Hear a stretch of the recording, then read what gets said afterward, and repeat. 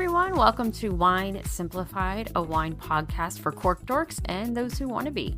I am your host, Carrie, also known as Winecita. That is the name of my blog and website. I am a WSET Level 3 certified wine educator with a background in education and a passion for all things vino.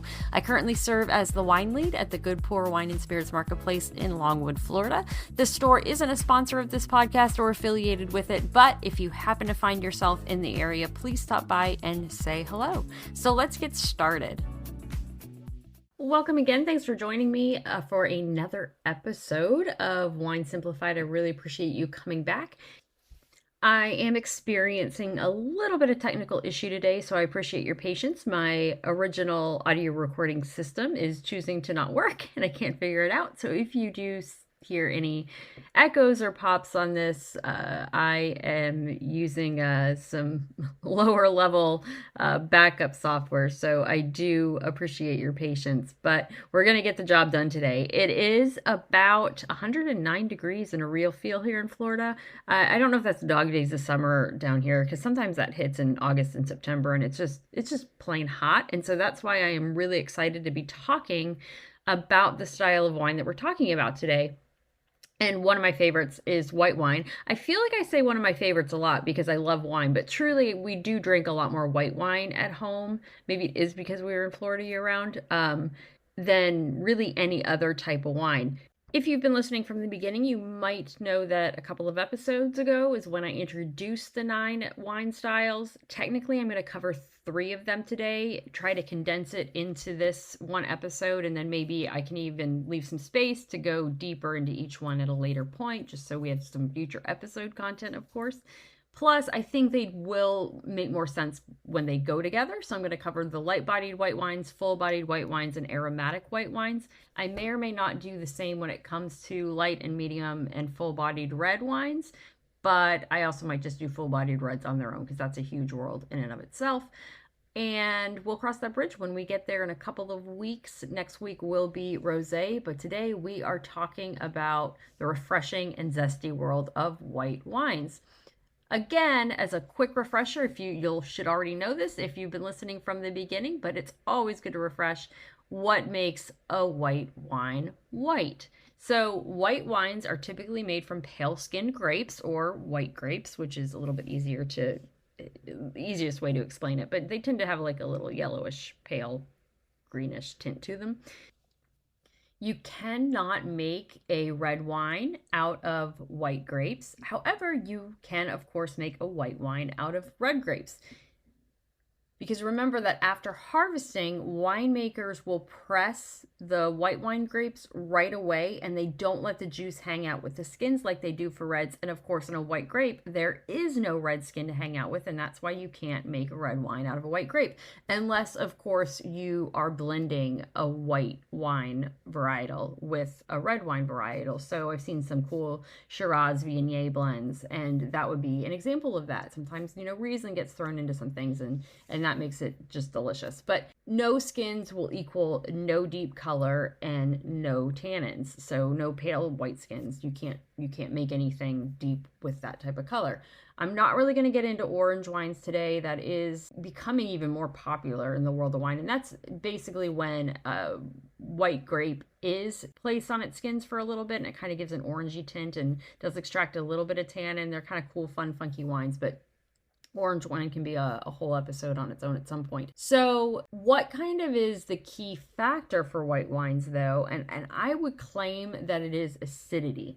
So if you ever take a Sauvignon Blanc and you take a sip of it, you really can feel that mouth water, and that zing that you feel, that, not to be gross, that saliva that's kind of watering up is naturally high acidity thanks to that grape. And especially in cooler climates where grapes will ripen more slowly, they will retain their fresh tart character. And so that acidity isn't really a flavor thing in and of itself. It's what makes a white wine feel very refreshing and food friendly and light for summer, which leads me into that first style, right? The crisp and light bodied white wines. If you have spent any time in a wine shop, even if you don't know a lot about wine, these are going to be wines that you likely have seen or somewhat been exposed to. Sauvignon Blanc. This tends to be a great, what I love Sauvignon Blanc, but honestly, it's a lot of people who are novice wine drinkers. They know whether they like a Chardonnay or a Sauvignon Blanc. They'll come in and say, I like a Sauvignon Blanc.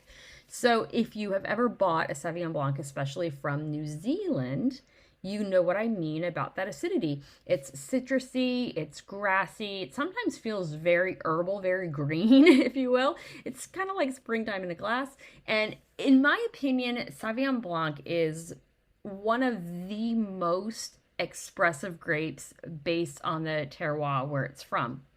Terroir is a technical term. It's not really a technical term. It's just a term used in the wine world to explain that sense of place that a wine has. It's not just the climate or the weather or the soil or the, you know, water bodies around the area, all of that impacting the culture of the area. It's all of those things together that make up the terroir. And I think that Sauvignon Blanc changes dramatically between cool Marlborough, New Zealand areas and California, for example, and Chile, these places that are growing great Sauvignon Blanc, but they are going to be very different.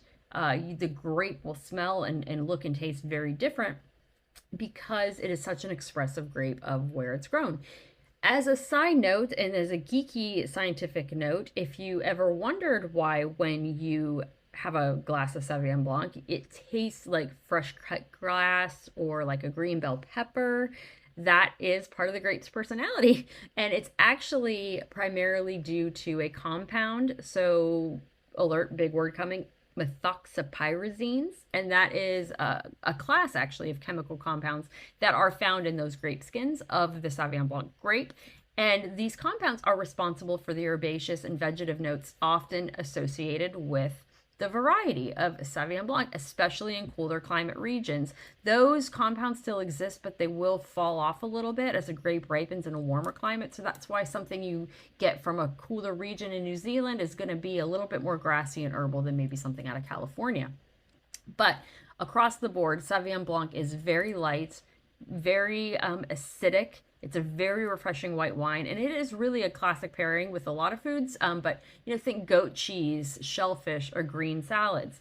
As a food pairing kind of 101, when you are trying to pair wine with food, think about some of the aromas and flavors of the wine and some of the aromas and flavors of a dish and put those together. So if you've got a green, grassy, herbal notes in a wine, it would go great with a green salad or roast vegetables, roast green vegetables, something like that, zucchini and squash. Next up is Pinot Grigio. I think Pinot Grigio gets a bad rap sometimes for, some people say, oh, it just tastes like water. It's the high volume wine you get for a wedding.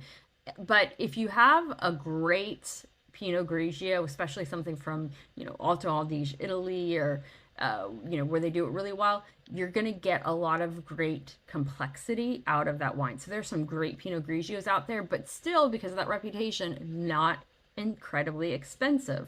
So this wine, a Pinot Grigio, seems to be almost on every single wine list that you see in a restaurant. It's light, still simple. Like I said, there are some more complex versions, but in comparison to other white wines, Pinot Grigio is pretty classically simple, but it's very lemon lime driven and just really easy to sip. So if you are ordering at a restaurant and you just want something cold, crisp, uncomplicated, this is often going to be your go-to. But if you want to kind of taste and try at home, it will be cheaper to buy a bottle at home and maybe do some side-by-sides from different regions. And I think you'll enjoy that a lot. Pinot Grigio does tend to have a big markup in restaurants, but in lieu of not knowing what else to order, Pinot Grigio is usually a safe bet.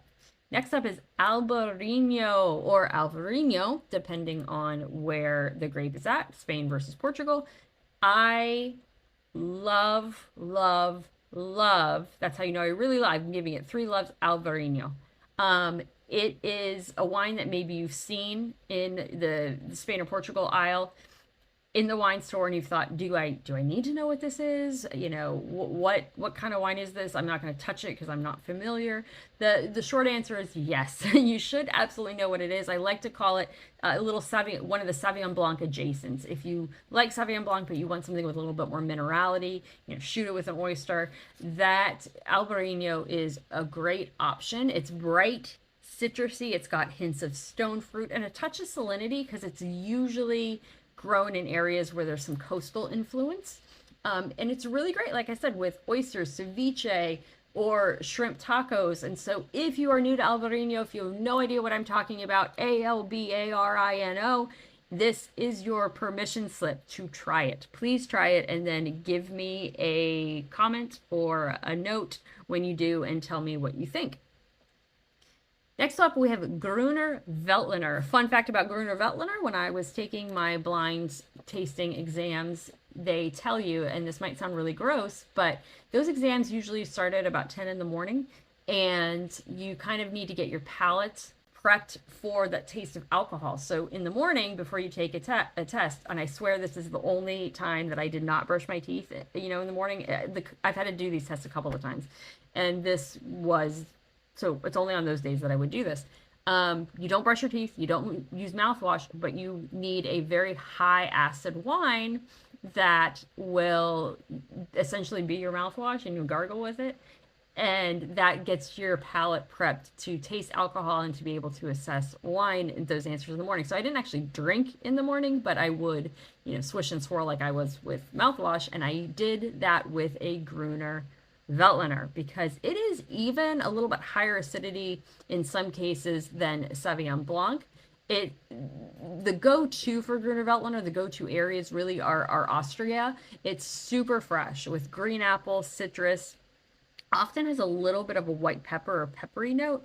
Really great with veggie heavy dishes or anything with a little spice. And if you do become a wine overachiever and ever sit before a blind exam, it's a great wine to get your palate ready for tasting. At least it worked for me.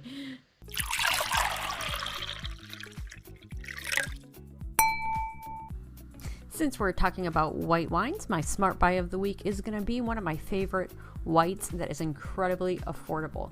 So it is called the Stump Jump White. It really is a cheeky nod to sort of South Australia and their innovative spirit when it comes to winemaking.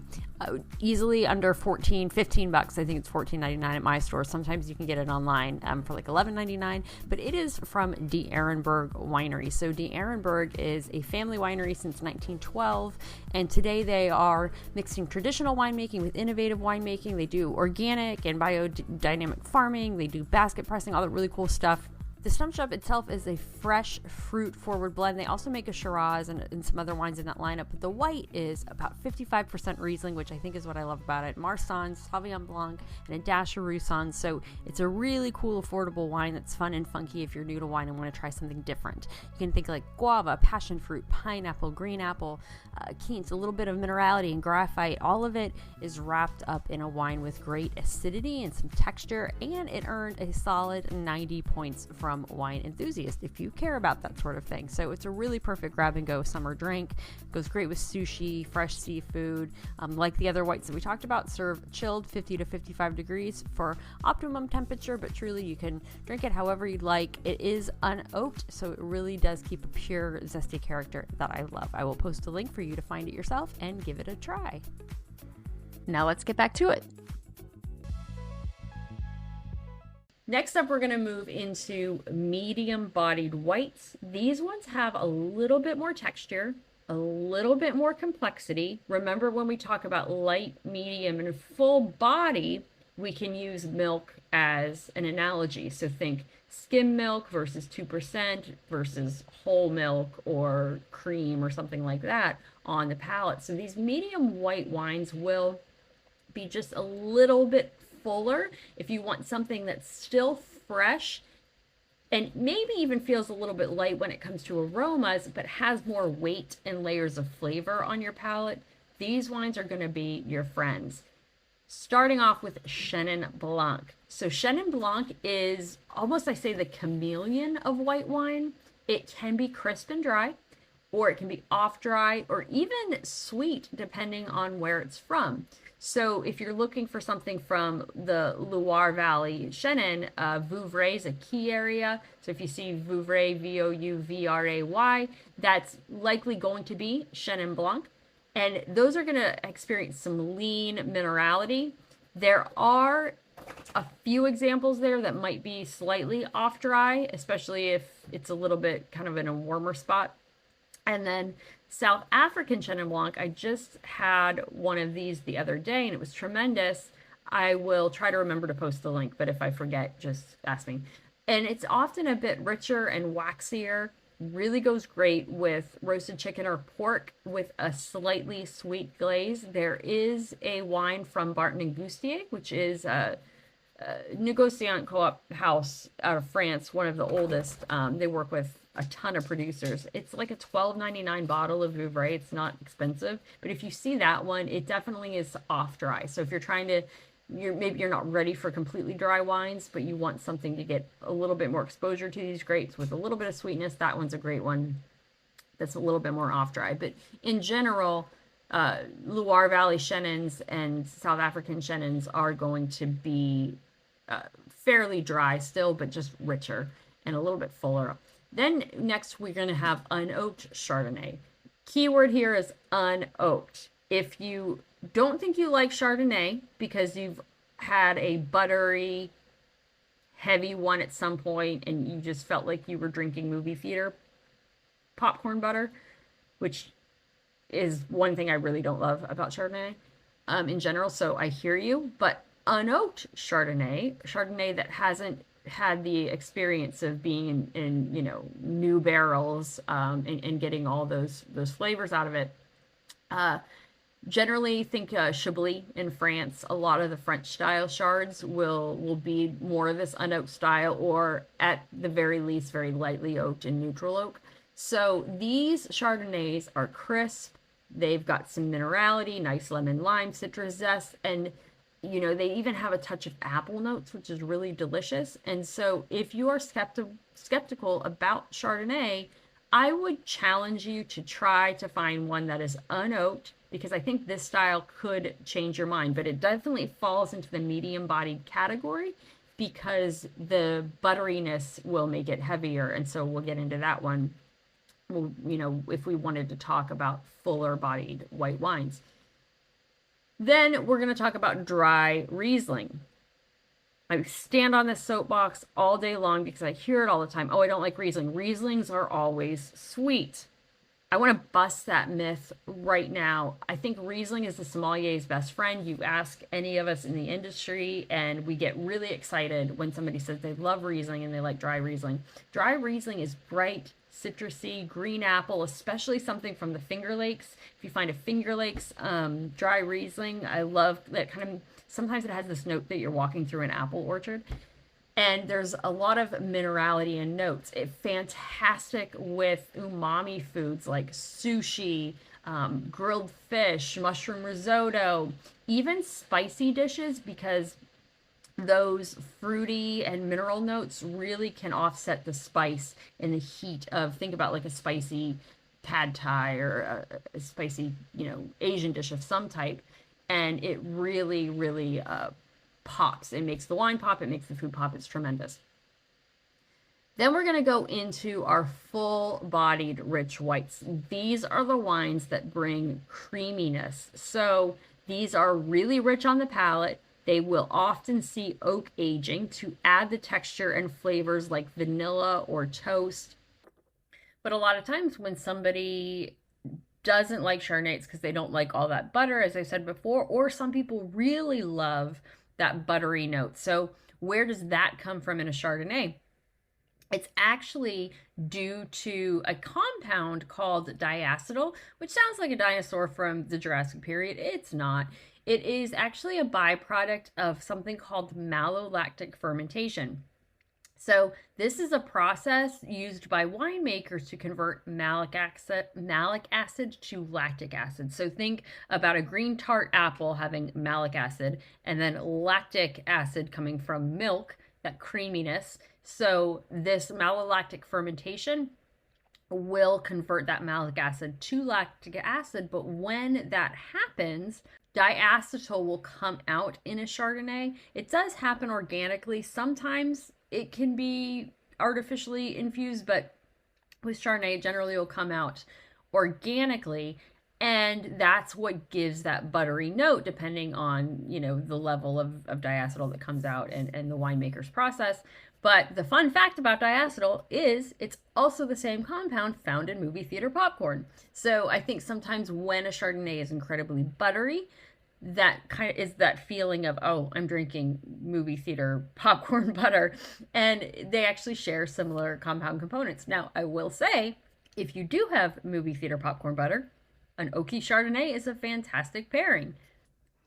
But that's enough oaky Chardonnay. Here is another one that you maybe haven't heard of. Oftentimes it is used with blending, I can talk, but as a single varietal, it is a fantastic wine, and that is Viognier, Viognier. So got a little French flair to it. Now this wine, this grape, can also fall into the aromatic category as well, which I'm going to talk about next. But it's just a really fun grape. Think about peach, honeysuckle, maybe a hint of vanilla, but oftentimes because it's so aromatic, it is not overly oaked or barely oaked. It is lower in acidity, but still rich and full body. There are medium bodied styles depending on climate and where it's grown, but it can be right up there with Chardonnay in terms of body. Goes great with roasted pork or dishes with exotic spices. Sorry, I just took a sip of some water and my throat is not ready to talk again, apparently.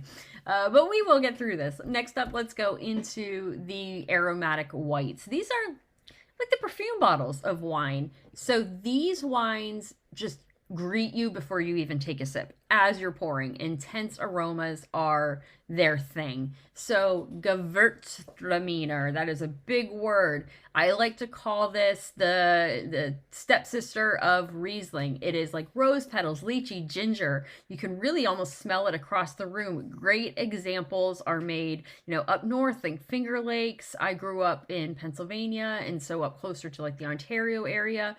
Also, Gewürztraminer is huge in Alsace, Germany.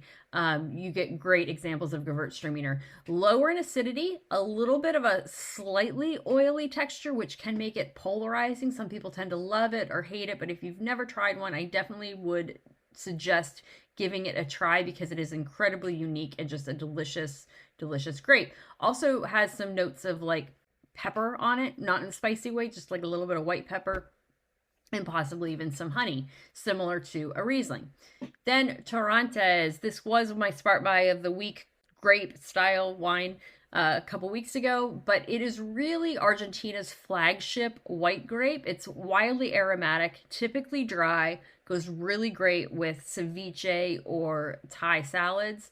And then think about a sweeter wine, Moscato d'Asti. These are light, fizzy, and sweet, but just kind of pure fun in a bottle. Great summer poolside sippers. They're great for brunch, fruit-based desserts. They will, be very aromatic. White peach notes, those stone fruits as you're pouring it out of the bottle. So those are some examples of those aromatic types of wines. Riesling does fall into that category as well. And generally, these wines are not oaked because they don't want to cover up those beautiful aromas from the grape. I did just briefly talk about Moscato d'Asti as a sweet aromatic one, but if you are into sweet wines and fortified wines, if you're looking for dessert in a glass, then I would take you to step above Moscato. Think Sauternes. Sauternes comes out of the Loire Valley. It's made of Sauvignon Blanc. And then also iced wines. Great examples, again, up in the Ontario, Niagara regions.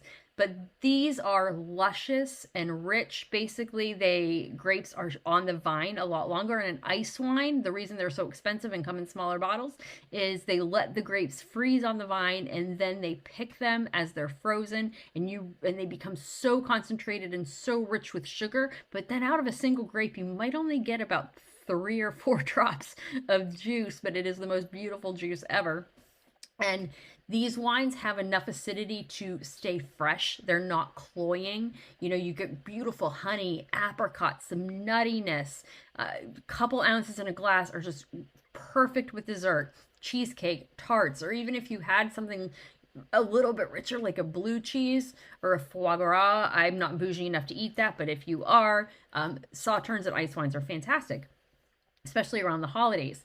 And then think about a white port. So a lot of people think fortified wines are red, but if you get a white port or a sherry like Pedro Jimenez, these wines are also sweet and nutty and complex. Basically, they have to add a fortified spirit to increase the alcohol level, so they are higher in alcohol.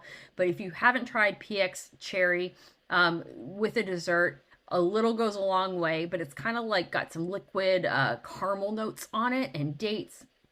Definitely worth exploring. Not for the faint of heart, but worth exploring.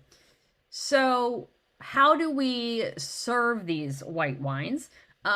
If you have pulled a white wine from a fridge, you've poured a glass and you take a sip and you think, wait, where's the flavor? Why am I not smelling anything? These are supposed to be aromatic or whatever it is. So sometimes if a wine is too cold, it can mute the aromas and flavors. So you need to let it warm up in the glass a little bit. Now, I try to not be snobby with my temperatures. I do have a wine fridge at my house, so things are kept at that, 66-ish degrees, 64 degrees. I forget actually what we have it set at. And I personally don't chill any of my reds, including Pinot Noirs, though you can do it however you like. But as a general guide for optimum drinking quality, there is a reason that temperature matters. So crisp, those light-bodied wines should be well chilled. Think 45 to 50. So I will pull my white wines out if I do need to get it chilled more, and I'll pop them in the fridge for 30 or 45 minutes or so, the actual fridge in our kitchen before serving. And then your fuller bodied white wines, so your Chards, those oaky buttery bombs, those are slightly warmer, so 50 to 55 degrees, so that richness can shine. And then your sweet whites back down to 45 to 50 degrees, just to keep them refreshing. But it is also fun to kind of see how a wine evolves in the glass as you are sipping it through a meal. Just remember this: white wine hates heat, light, and temperature swings. So you need to store them somewhere cool or dark and not right next to the stove or the oven or someplace free from vibrations. Unfortunately, wine is very finicky with how it's stored. And so keep it away from heat, light, and temperature swings. Temperature swings. You don't want anything like light strike, which will definitely ruin the flavors of the bottle. And as I said in a previous episode, if it's exposed to some heat in transit, odds are it's going to be okay, but you definitely don't want it to have it exposed to high heat for a very long period of time. So if you're running to the wine store in Florida, for example, 109 degrees out, and you are picking up some wine, but you have to run other errands first, run your other errands first, and then get the wine last, ideally, or have a cooler in the back seat with maybe an ice pack or something, just so that it doesn't get spoiled on the car ride home. As a quick guide regarding climate and how that can help you choose a bottle, if you want something with higher acidity, a little bit more restraint on the fruit, but perhaps some leaner body, try a cool climate. Loire Valley, Chablis, the Finger Lakes. If you want riper fruit flavors and a fuller body and a little bit less acidity, try a warm climate like Napa or South Australia. So this has been a pretty long episode, so I appreciate you hanging with me. But it just shows that white wines really cover a really huge range. You've got those feather-light citrusy Pinot Grigios to bold creamy oak Chardonnay, bone-dry Gruners, to luxurious sauternes. But at the end of the day, remember, drink what you like. There is really no wrong answers when it comes to learning what your palate enjoys. And honestly, you are not supposed to know all of this stuff, especially not right away. You don't have to know all of it. This key is curiosity and just have a willingness to try something new the next time you shop or order, and take some notes about it so that your local wine shop can help you help you find something new the next time based on what you liked or didn't like about a previous bottle. So that is it for today. I hope you do feel even a little bit more confident about white wine, and if you do, do me a favor, Please hit follow on Spotify or Apple Podcasts so you don't mix what's next. And maybe share this with a friend who's curious but doesn't want to feel embarrassed by asking questions. And I promise you, most of us in the wine world, especially those in wine education, we could talk wine all day and there is no question to be embarrassed about. We're always happy to answer. So thank you so much for joining me, and I hope to see you next time. Cheers.